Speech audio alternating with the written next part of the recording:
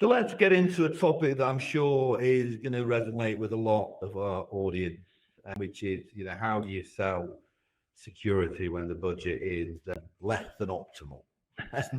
Now, you're a CISO at mid-range FinTech. You've got around 60 odd people involved. You're competing against the likes of companies such as Wide and Revolut. And for example, let's say your board says to you, we need a robust security posture, but we can't really afford it. Now, in real terms, that's not really a negotiation of any type. That's kind of an out-and-out rejection. So, when budgets are tight, and that is the reality for a lot of businesses out there, more and more over the last few years.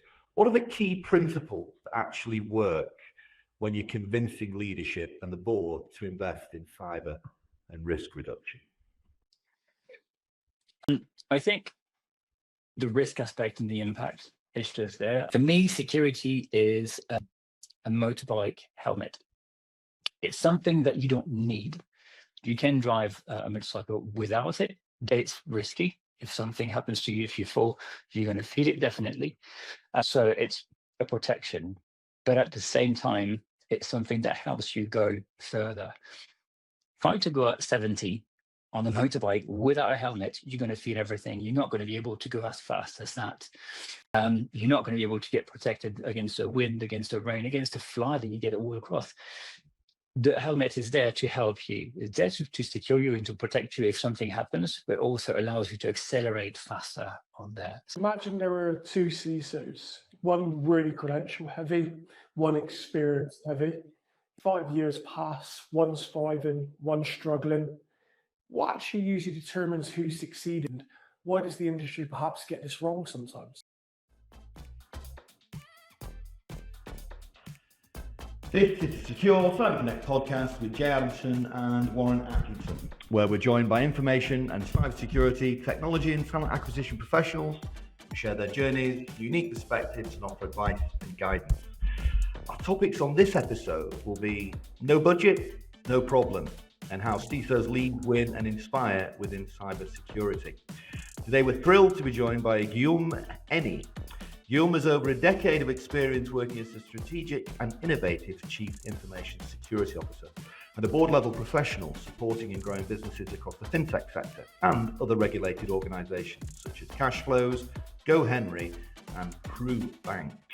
He specializes in assisting FinTech companies assess their security standpoints and requirements in order to successfully align with suitable business strategies and objectives. He currently serves as a CISO for Kroo, leading the security strategy to safeguarding customers' data and supporting the bank in achieving its growth objectives across a heavily regulated and competitive sector. He also serves as a board member for VigiTrust Global Advisory.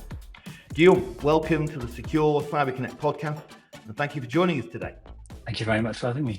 So we'll kick off with the first question really just typically is, if you'd be kind enough to give us a brief, very brief high-level overview, some of the key themes that we'll be exploring in our discussion today.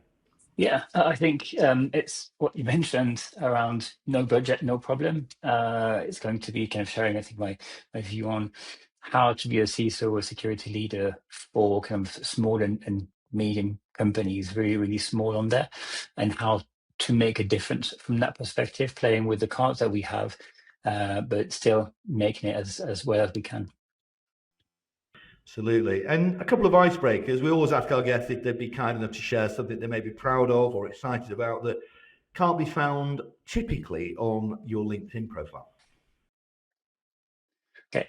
I think something that's difficult to put on a LinkedIn profile, I think, is the team that kind of I built and the people that kind of impacted across the journey.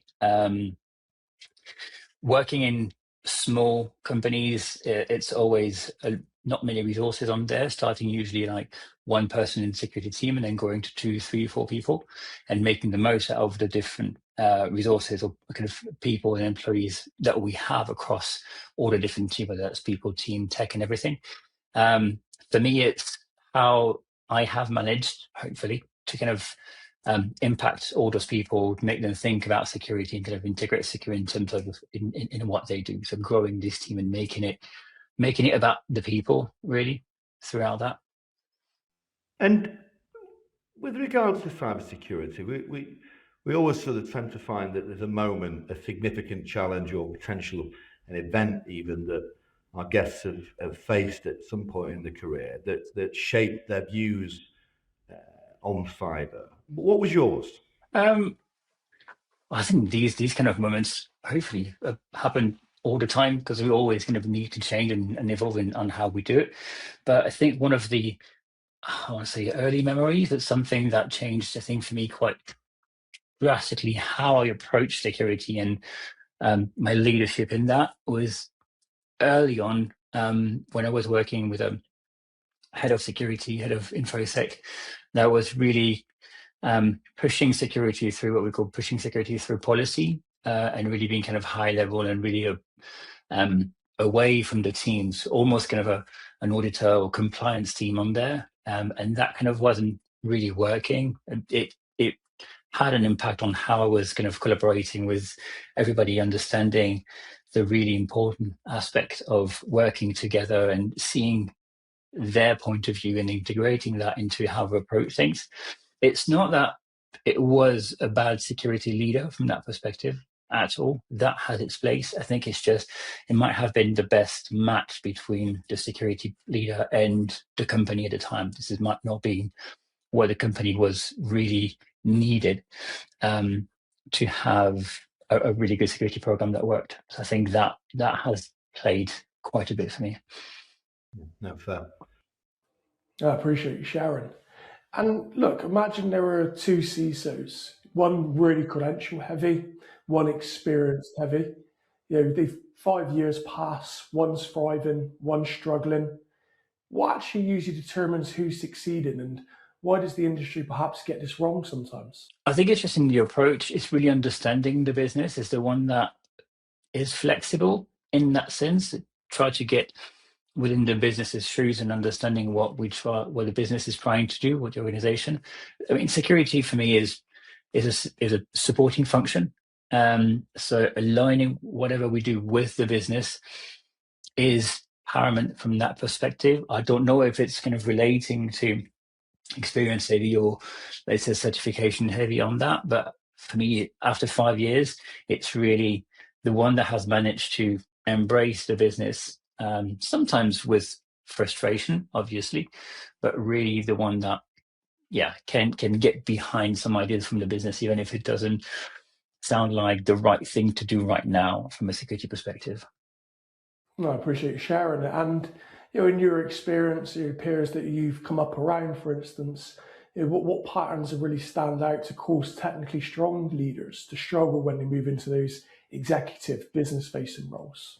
I think the challenge is, one of the main challenges, understanding kind of your audience, who you're talking to. I know it's a very classic phrase to say on that, but it's understanding in the company that you're in, what they are, what interests they have at each level. A board, an executive committee, let's say a first line, or kind of what we call the doers, if you want.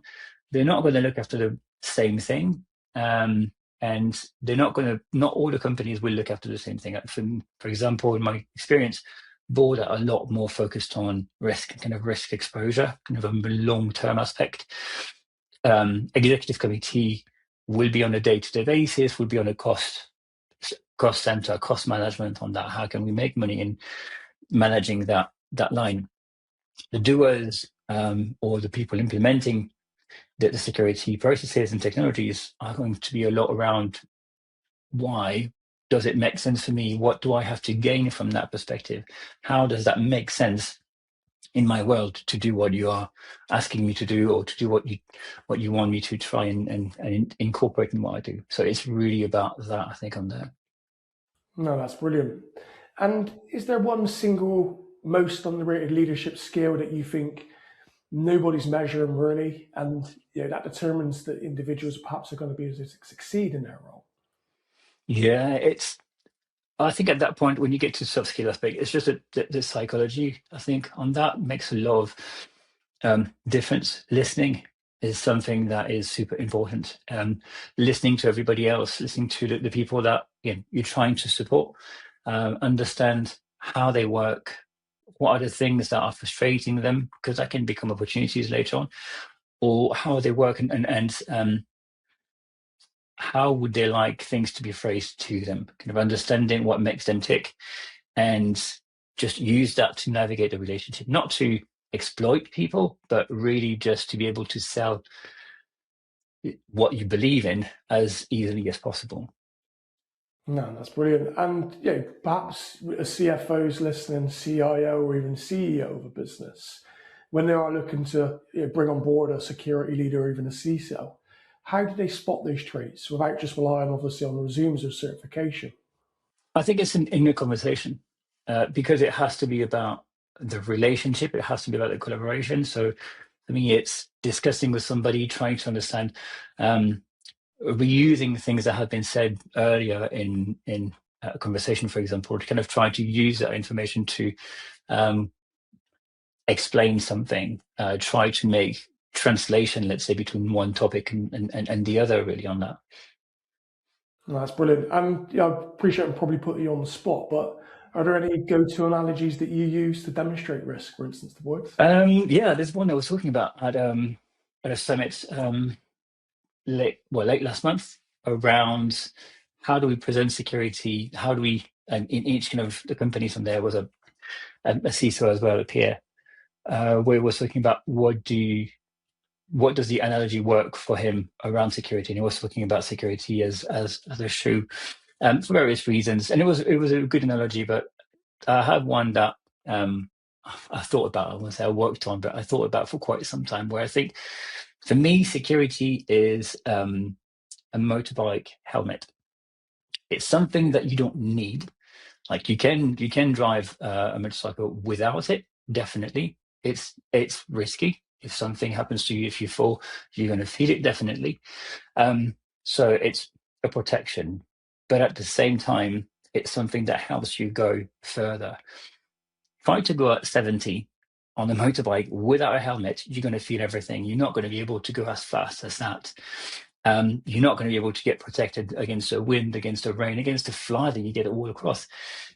The helmet is there to help you. It's there to secure you and to protect you if something happens, but also allows you to accelerate faster on there. So for me, the analogy for security is this is the helmet for a motorbike on that. So if I can get business people to understand that and to see the value in that, then yeah, that's a win. No, I absolutely love that. I think that analogy as well, it helps to demonstrate confidence and trust as well. I think if you stick with that analogy, for instance, if someone wants to go on a journey with you, the one that's wearing a helmet is certainly going to be the choice from the passenger, isn't it? Yeah, absolutely.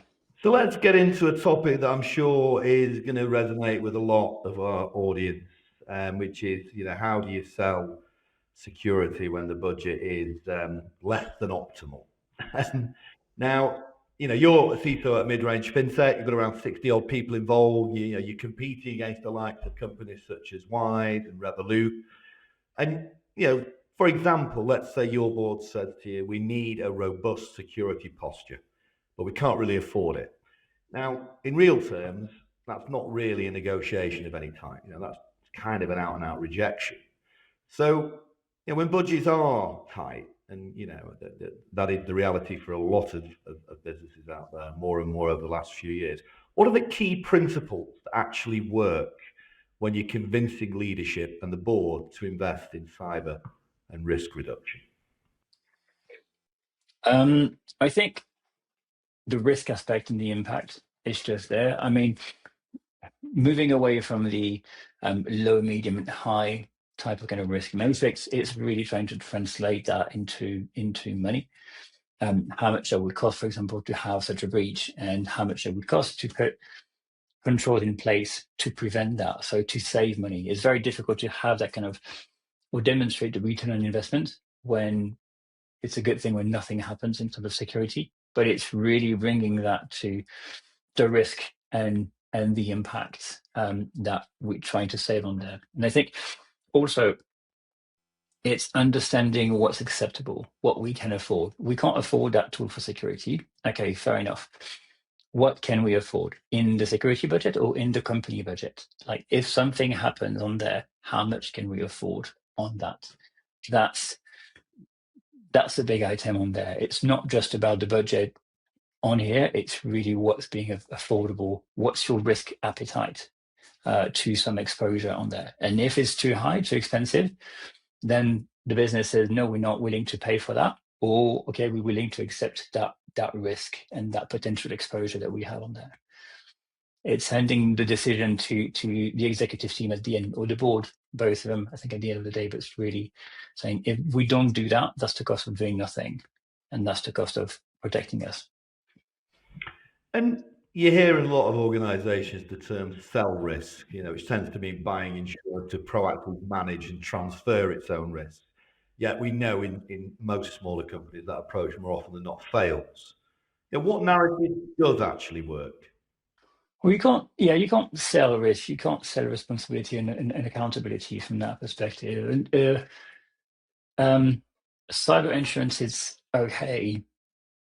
It has its place, but it also can be challenged on there. Sometimes it just doesn't make sense. I mean, JLR, for example, didn't have cyber insurance, and it was not something they forgot. It was a choice. It didn't make sense for them to have that. So selling the risk is kind of not always that, and also kind of internally trying to sell a risk, and that doesn't always make sense. And I think with the cost of cyber insurance premiums after this year going into next year, well, we don't know. I asked that question recently to a panel of insurance brokers, and they said no, it's going to flat out, and it should stay pretty much the same on there, which I'm not quite sure. I think for me, it's either the price is going to go up, or what's been covered is going to go down. We reduce the scope, or we increase the cost. It's usually what it is. But yeah, we don't know. We never know. And in terms of leaders making these decisions, when not to pursue a security initiative, how should they go about that? What's the point when that becomes a reality? I think it's very difficult to do when not to pursue something, but in a way, it almost feels like it's the most important thing to do when not to do something, because if you try to fix everything, there's always something to do in security. The day is never over, and you never secure 100%. There's always something to do, but trying to address everything is the best way not to get anywhere, I think, in my view. So finding out what your priorities are and where your opportunities are is definitely super important when you build a roadmap and when you move forward with your program. But identifying what's not a priority and being very clear about it is as important, if not more. It avoids people from working on everything. It avoids wasting resources on there, and it avoids having potentially a bad image with your executive committee or with your board around saying, well, we're going to do this and that. And actually, at the end of the period, you're not able to do everything that you said you would do. So you kind of overselling something that you're not going to achieve. By saying what's not the priority, you avoid completely that. You're very transparent. Even if at the end of it, they say, no, it's not enough, that's okay. Then at that point, you can engage a conversation saying, for me and for us with the team that we have, we can do all that. If that's not enough, let's talk about what else we can bring into to help us get to where you want us to be. But saying we're going to do all of that is just it's not a good idea at all. And with that in mind, small fintechs, they can't do everything. And as you mentioned, prioritizing ruthlessly is essential. So, for instance, if you were to join a new organization, what would you audit first and why? I'll need to get a view on everything in terms of security, but I think what would be very useful is to have the different departments, different functions and heads, their view on kind of where we are on security. What are the things that they are happy or confident about? Or what are the things that are concerning them? And again, it can be about security or it can be about anything else on there. I think that's really important. Just taking everything all in to see where you stand, not just from a technology perspective, but also from a culture and a process aspect. What are the things that you can feel this thing is in place or that is not in place, but also where can you push change very early on, and where identifying some functions where it's going to be a bit more difficult on there. If you need to get some quick wins, you might want to talk to the person who's much more open to change on that, rather than the one that is going to be a bit more difficult on that, I think. In terms of kind of auditing specifically on there, I think beyond seeing what's the obvious exposure, I don't know, who has access to databases, who has access to systems, can you actually track who does what in your environment? I think the first thing that I like to do is just understand what we see, what is visible, what we can kind of quantify in terms of visibility, and what we are just assuming on there, or we find because we never had a breach, or we had no breach in the last 3 years, so our security is absolutely fine on there. Well, not quite sure, because you don't really see, you don't look at it. Security by omission doesn't really work. So the first thing for me in the audit is understanding what do we actually see. Once we see that, we can see how we can protect it and how much it's exposed on there. But it's really that bit for me. No, that's brilliant. And appreciate you're perhaps bombarded by sales calls, demos from vendors, for instance. Are there any technologies or initiatives out there that security teams have traditionally invested in and sound good in theory, but you often wasted in practice? It's a very difficult one to do, because the sales team have been doing that for some time, so they're quite good at it for most of them. And pretty much all technology is really good, to be honest. Otherwise, they just don't last. The difficult point is to see if it's a right fit for the organization. Again, it depends on the technology stack. It depends on the maturity of the team.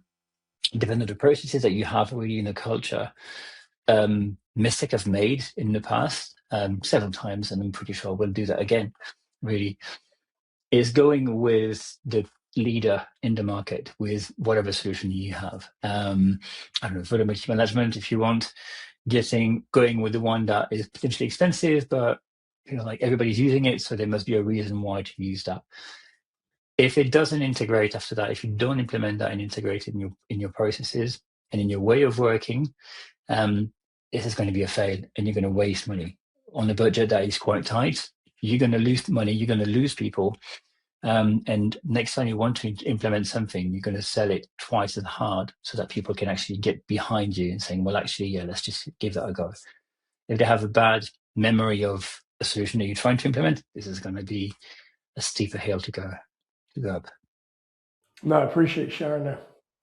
And just getting into the psyche a little bit of the security enablement piece, the moment that it stops being seen as a blocker. How do you think security leaders know or should judge when something risky actually makes the best sense for the business as a whole? It's understanding the business. What are you trying to achieve? We don't do security for the sake of security. We do security for supporting the business. So it's our job to secure it, but it's our job to help it as well. If a decision doesn't really make sense from a security perspective, you just have to think about what are other things that we can put in place that will provide us a good protection, a good level of kind of control on there. I'm just thinking about PCI DSS, with the idea of if you don't comply with a specific requirement, you can put some compensating controls in place. That's a logic that you need to try to replicate. When there's something the business wants to do and you feel like this is going to be difficult, it's our job to find ways around it to allow that to go, and then to protect it as well as we can. Explain that you won't be able to do that for a long time, or that's not the optimal solution. And if we do that for 6 months and try that and then come back with either backtracking that solution or investing in something that would be better from a security perspective, then that's okay. But yeah, it's just a conversation on that. Time to get the motorcycle helmet out, for sure. Yeah. And in terms of philosophically, what actually changes when I suppose when the business understands that that security can become an actual growth partner rather than just this much financial pit or gatekeeping. Yeah, it's how do you have a team or a leader that says that shifts from seeing security as a blocker to security as an enabler? That happens several times. It goes through phases, definitely. I've been there before. It's when people start to talk to you, security, as I explain it, or as I see it really as well, is security is never in a critical path to release a product. You can release any product without doing security with it. You absolutely can do that. In security, we talk to people a lot. I talk to people a lot to get informed about what's happening and what they're trying to do, how we can work together. But when people start seeing security as an enabler, for me, is when they start talking to me, not me talking to them. When they integrate me, when they take me into their conversation around the design, the ideas, and the product aspect on there, the strategical aspect, that's when people understand the potential value that security has. If not, that they understand that security is not going to be a problem for them, and it's better to integrate them into the conversation on that. So it's building that relationship so that you move from, I don't want to talk security because they're going to ask me to do a lot of things, into let's bring them in and let's have a look and see what they can bring to the table. I think the CISO role is, at least firstly, what I see and kind of where I want to go a little bit later on, I think, is evolving from that CISO aspect, information security, kind of gatekeeper, into enabler, specifically around trust on there, availability, integrity, and kind of confidentiality on that, can grow a lot more and help deliver a message and help kind of proving value and a differentiator for a product, for a business. So it's getting onto that journey. That's interesting that you highlight trust. We've engaged in a few conversations. We've seen some things online, and we know some senior leaders that have now transitioned. They've taken the title Chief Trust Officer, for instance. Do you think that's a natural progression for CISOs? Potentially, yeah, potentially. Because again, we're trying to support a business and create the trust with the product that we're doing internally, but also kind of anything public facing. People are getting more and more aware of security because they're getting better at it, maybe, but also because they see all the different things that are happening on the news with the breaches and things. It can be sometimes can feel quite far, but it can also be quite close depending on what you do, close in terms of regulation that's coming as well. All of that is growing. I think security and trust is taking a much larger place in the product aspect. So I think, potentially there's something to do around evolving the CISO position or the information security position into a trust enabler on that. And, hypothetically speaking, you've got payment processor in place, you've got cloud providers, you've got 40 plus integrations. Most CISOs audit that, of course. You know that you actually prevent breaches from happening. So what's one thing in your audit process that everyone else is perhaps missing? And what are the types of vendor risks that are most commonly underestimated? So seeing JLR and MNS breaches that we had recently, and again, the AWS outage, where a lot of people have been impacted, and they were not all AWS customers on there. It's the dimension above that. It's the fourth party, fifth party that we can see on there. It's understanding where the concentration risks are and being aware of them and trying to identify your exposure on there and put some different measures in place to prevent that exposure on there. That's something that not everybody does, but is getting more and more important on there, whether that's outage, whether that's breaches and kind of compromise.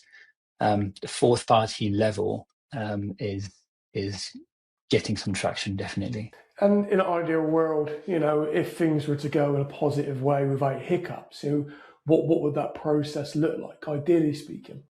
Yeah, I think for these kind of things, for that type of risk, real time is very important, real time exposure. So threat intelligence, but also an awful lot of information that can come from anywhere, whether that's from websites and news, community, anything like that can enrich that visibility is really important. As soon as you can see something happening with a third party or with a fourth party, understand that it would have an impact on you. There are a few solutions that do that at the moment. One that I have in mind, for example, if I can mention that, is Risk Ledger, that provides that visibility of this is where you are as a company, these are the third parties, and these are the fourth parties. And you can see which ones actually, if that supplier, which is not one of yours, is going down, it will have an impact on you directly, whether you want it or not. So it's creating these tools that give you visually, let's say, that exposure so that you can actually mitigate it and put the controls in place for that. And very briefly, how important is that continuous monitoring and access auditing, for instance, as opposed to the traditional way of doing things? It's very important. It's a bit like how important is it for you to have a real-time feed of your logs, of your trace on there? It's the same thing. As early as you can identify it, you can detect it, and you can respond to it. We're now at a place really this year where the third party or supply chain compromise threat is as important as any other. You need to stop it as early as you can see it on that. So yeah, the more real time possible, the better. And do you believe that perhaps information overload is now just an excuse given the tech and tools that are available? No, I don't think it's an excuse. It's a challenge, definitely, because you can have an information overload. You can have different data sources that are not exactly the same, and will make your model, if you're automated, you make a model doubt of something happening and wait a bit longer to see if it's actually true, have a better level of confidence to tell you if something goes wrong or not, if to launch an alert or something. So there's definitely a risk from that perspective. It's identifying your sources, trust the sources that you have, and if you want to change it, add some more. It's like any other change. You just have to see and identify the impact that it will have, and review your level of confidence when it comes to alerts on there. No, that's brilliant. And appreciate this is a bit off topic, but do you feel that automation itself is going to replace some of these lower level roles? I'm not going to talk about LLMs and AI, but automation is certainly something that we see a lot of organizations picking up. Maybe. I think it's difficult to say. Today, I'd say maybe not. Just a few, definitely, but it's not going to replace completely there. I think having a human in the loop is very important. As we can see from the regulations, really, it has that aspect of you can automate, but you need to have a human in the loop that continues, that stays. And I think it's very important. I think automation is here to enhance what a human can do, can help that, save time if you want to, or have a better level of confidence in being able to ingest and kind of transform data even faster than we ever can. But replacing it, not right now. Later, maybe, I don't know. We never know how far the technology is going to go. But right now, I think it's just more of a enhancing capability rather than replacing. And do you think security leaders should be encouraging their junior members to sort of play around these sort of things, enhance their experience? We see a lot of gatekeeping with some leaders saying to their teams, you can't use these tools. Also, leaders are. I don't like that you can't do something just because people will do, whether that's in security or any other teams. If you say to somebody, don't use ChatGPT, I know that you're using it. I'd rather you tell me, and that's okay. I'd rather that we accept that this is what you're using, and I help you use that solution securely, and rather than saying, oh no, you're not using it, and believe that you don't use it. It's like when you're a parent. I don't have any teenagers, but I have been one. And when your parents say, no, you go out, but you don't drink. Like, yeah, of course, you're not going to drink, obviously not. people do that. It's helping them understand that aspect. And for security teams, yeah, you have to use technology. Technology is being used. So not using that technology puts you in a bad position, really. We need to be able to support any technology that the business is going to use, but also any technology that could be used against us. Absolutely. And are there any perhaps stories that you've seen or stories you heard from your peers where there's been some disasters when it comes to automation? You can have that, yeah, data breaches and not understand what happens to your data once you've put it in one of these freely available LLM. That happens. It can happen from tech teams, even if you think they understand security, they understand technology. You can have some surprises sometimes, but also teams that are not as tech savvy, like what do you think, finance, compliance, all of that, they might not understand exactly how much they're putting in there. But yeah, that happens definitely. And what's the implication of that? Is that damage and trust, of course? Yeah, damaging trust for the company, for the individual, for the team on there. It's not. I don't think it would be an event that would say, "Well, that's it. We're not using that solution anymore," or "That's it. We're not using that. We're not employing that person anymore." But yeah, it's an additional headache after that, because when you have a breach, you have to fix it, you have to remediate, you have to put different things in place as well on there after, including education. Education needs to come all the time, but yeah, you just have to deal with it just like any other breach. It's not less important when something like that happens. So let's talk a little bit about the summit coming up. Obviously, we've got the Cyber Leaders Summit in January. You'll be attending and speaking.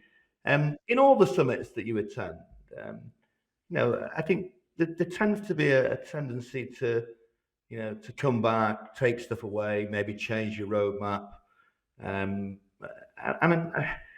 It doesn't tend to happen for a lot of CISOs. Was there a time, after a conversation, maybe at one of these summits or events, that maybe reshaped how you thought about your position, or you think about the role in general? A bit of everything. Anything can happen in a summit, to be honest. It really depends on which one, but one of the things that I like to attend in summits, especially, are kind of keynotes that are delivered by people that are not in security at all. It can be in any other field. It could be, I don't know, military, space exploration, anything like that. For me, is really, really interesting, because that's one of the things that I get from Summit. It just takes me away from the daily things and try to put things in perspective. So the further away it is, the better it is in terms of perspective on that. Bringing things back into the business and then changing the roadmap, yeah, it happens a lot. It's not. I've never been to a summit and thinking, actually, I got my roadmap completely wrong. I'm going to reshuffle everything on that. But it's definitely a few tweaks, a few things, or the way I approach some conversation. And that could be through presentation, that could be through conversation with peers on their experience, being on different panels and seeing how other people are doing that. Yeah, it's very interesting like that. It's a big value. And instead of coming back and obviously changing, your entire approach to the strategy, that one of the things that a lot of people tend to do after a summit is they'll network with CISOs. There'll be lots of, maybe positive interaction, positive conversations, but then typically not a lot tends to happen thereafter. You build the relationship that may last years, but what would be the first thing that you tend to do with several of the CISOs that you have connected with, and how important is this? Why does this matter on the back of these events? It's just trying to find different people to exchange and kind of to interact with. It have to gel, I think, on a personal level. It could be, I don't know, from background. It could be from the industry we work in, or the different technology that we're using. Anything that can kind of link on there, and just use each other as soundboards really on things that work, ideas that we have, reviewing some papers that we're doing, reviewing the roadmap and the things on there. All of that matters, and that can be done at the summit, or that can be done usually both really outside of that, connecting on LinkedIn, having some catch up here and there. I don't know, every month or quarterly or anything like that. It really depends, but it's just keeping that conversation going and exchanging on the things that we do, because even if we in I don't know, in fintech, for example, even if we're not working for the same company, we're facing pretty much the same challenges, or a lot of them are quite similar. So understand how somebody else would do it, or how somebody else has dealt with it in the past is very important. Just drilling down on that and getting a bit more granular. Let's say you're facing a situation, or you're facing a decision that might go one way or the other, but could go really wrong. Would you pick up the phone and call one of your peers? And what would that conversation look like? What are you going to ask them? Full disclosure, I think on there, I would just explain everything. I would just say, well, this is where we are. That's the issue that we're having, and I want to do it that way. I want to go at it with this kind of narrative, this conversation, and I think it's going to take that long. What do you think? Do you think I'm off in terms of the approach? Do you think I'm off in terms of the idea itself, or just the time it would take and how to sell it internally? Have you done something like that before? And if that resonates, then it's kind of understanding where they've been, providing a different approach potentially of, have you thought about having that conversation first, or having that person deliver your actual message and not you directly on there? Or somebody say, well, actually, I've been through that last year. This is the response. This is the feedback I got from the board or from the exec team, and this is what I had to do after that. So potentially it's something I would be looking at doing straight away to avoid that step on there, for example. So it's, sharing all that information back and forth to see how that works.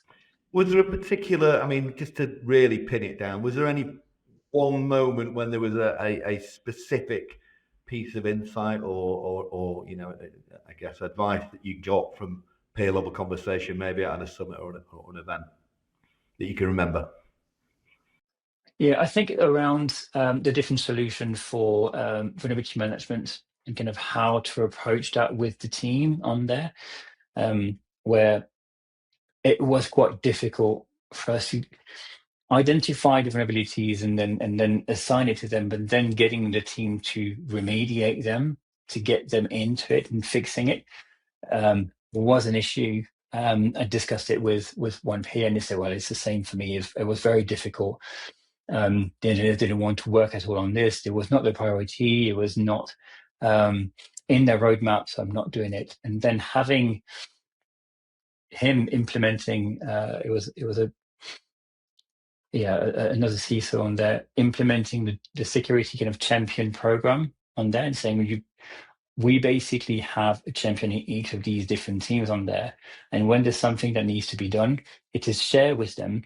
And then they actually, after that, they share the message internally in each of the different teams, so that you have that visibility of security, you have that initiative that you're pushing, but you're not the one providing the message. It's somebody that they work with on a daily basis and they trust, that can do that communication on there. So it was, the different approach on integrating a new change in their process and their things on how they do it, provided, narrated by somebody else, and then narrated and tested by somebody else as well. So it's he's been working with all these kind of championed across the board in testing that solution, testing that process, making sure that it was working with them, and then they expanded it into the different teams on there. Yeah, great example. And following on from that, events such as obviously Cyber Leaders Summit, in terms of closed door peer spaces, why do you think they're more valuable than vendor events? Just sharing that information. The vendors is absolutely, it's always fine. I do have some good conversation with vendors, definitely, especially when it's kind of an open conversation. The thing with the vendors is whether they are or they are not. In our mind, they're trying to sell us something. They're trying to get some money from us, or trying to get that invite in your calendar to have a demo, and then with the demo to push to a quote and things like that. With the peers, you walk away from that aspect. You're just exchanging with knowing that there's nothing kind of in return that's expected from that perspective. So there's less pressure on there. But no agenda. No, absolutely. But in terms of vendors, after that, it happens often that we would recommend a specific vendor to another CISO or another security leader, for example, around that, and saying, well, I see where you are. We are using this one, and we used to have the one that you have right now, but we moved to that particular vendor, and it works really well, and that's why it works really well. That's the thing that works for us. It might be working for you. We can do an introduction if you want to, but yeah, there's a lot less pressure on that. Yeah, less loaded conversations for sure. Yeah. And look, as we come to the back of the session, we try to dedicate conversations to raise awareness, educate and empower young people, parents, carers and teachers, for instance. So for audience that are listening, be sure to like and share the discussion today. But Guillaume, if you had to deliver perhaps a 60-second warning to every parent in the world about the biggest digital mistakes that they're making when it comes to children right now, what would you say to them directly? Don't give them iPad. Just don't do that. Don't give them iPad. Don't give them phones. I know that we're in an era where digital is everywhere. That to move and evaluate and evolve in a society, you need to have that awareness of digital, being able to use that and all of it. I mean, a lot of services that we have now are online. You can do shopping online. You can do banking online. We know that at Kroo Bank, this is what we have. But people need to move away from thinking, if I don't give a device to my child, he's going to lose out. He's going to miss out on being good with technology. Absolutely not. I think, in my view, what you're doing is not teaching them technology, is creating an addiction when you don't need to. It's about capturing their attention rather than educating them. So don't give the iPad, don't give the phone, especially not a phone. They don't need that right now. Just let them grow. They will learn a lot faster than you can. Don't worry about it. Technology is going to be very easy for them, whether they have that device at 8, 6, 7, 8 or 15. It doesn't change anything. That's powerful. Appreciate you sharing. And look, if you were to sit down with a teenager, for instance, and they ask you, how do I stay safe online without living in fear? What would you tell them? You can't. You just can't do that. It's not about the fear. It's about understanding how things are working, what's around, what you can share, what you shouldn't share. If you share something, understanding where that goes. The thing for me, from a data protection perspective, is that the message I have when I talk about that is, like, when you write something for a specific audience, you need to keep in mind that ultimately the audience that can see the message that you're writing is going to be wider than you think. It's always going to be like that. If you send a message for your friend will see your message, but most likely a lot more people can see that message. So just be mindful of that. Use technology, absolutely fine, is brilliant for everything it does, but just be mindful of how it's used and how to use it. And for school and college leavers, those that feel that they're not smart enough for a career in tech or cybersecurity, and we know that belief's probably going to hold them back for the next decade. What would you say to them? It's not about being smart. You don't need to be smart to work in technology or security or anything like that. I think there's the saying of, it's not rocket science. It's really not rocket science. Unless you build rocket, nothing is inaccessible. You can learn everything on there. There's nothing too difficult. A lot of things are just common sense and logic behind that. I appreciate you sharing. And for those young people, even career changers, for instance, that are told getting into cybersecurity into them is hard. But what's the truth? Nobody else is telling them. What are the pros and cons? Pros and cons. Pros, it's a meaningful job, definitely. Whatever you do in technology is meaningful. Cons is it's going to be frustrating. There's no way around that. Now, the thing is, what's daunting is that there's security everywhere. It can be everything, and the more you learn about security, the more you realize that you don't know anything about security. It's just something that needs to be accepted.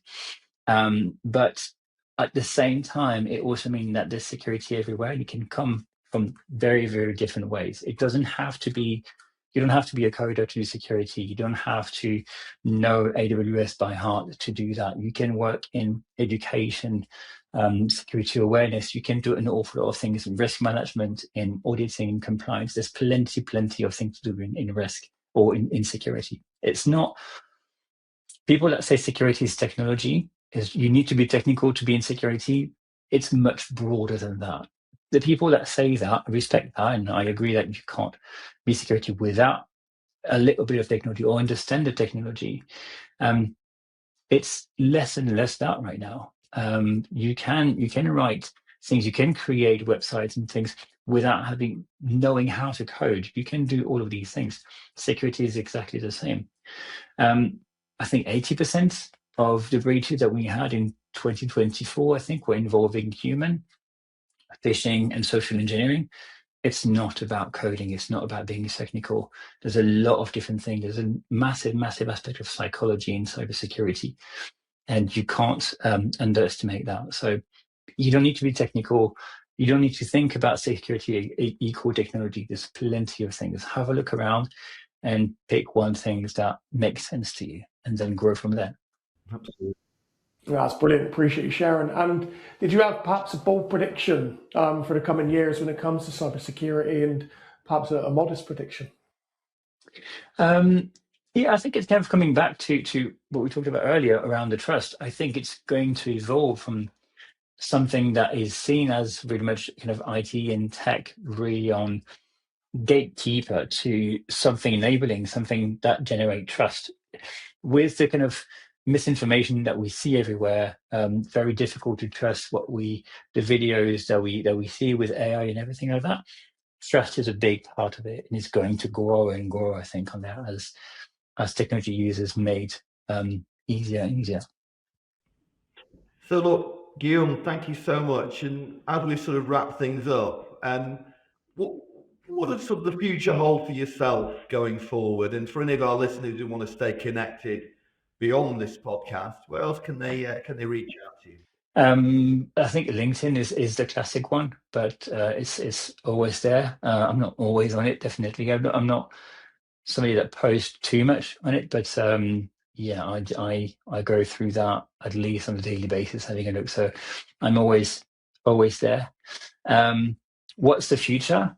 I don't know. I think it really depends on where we're going, where we go with the business, with Kroo, kind of putting the customer first always, and kind of see how we can help customer on there. I think it's ultimately going to move towards the trust aspect, what security can bring onto the product, can bring onto the customer directly.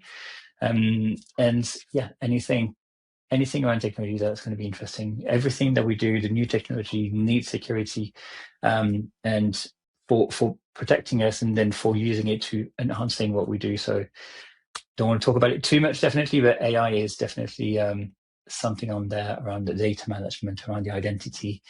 That's a very interesting piece coming in 2026 and 2027 and beyond, definitely.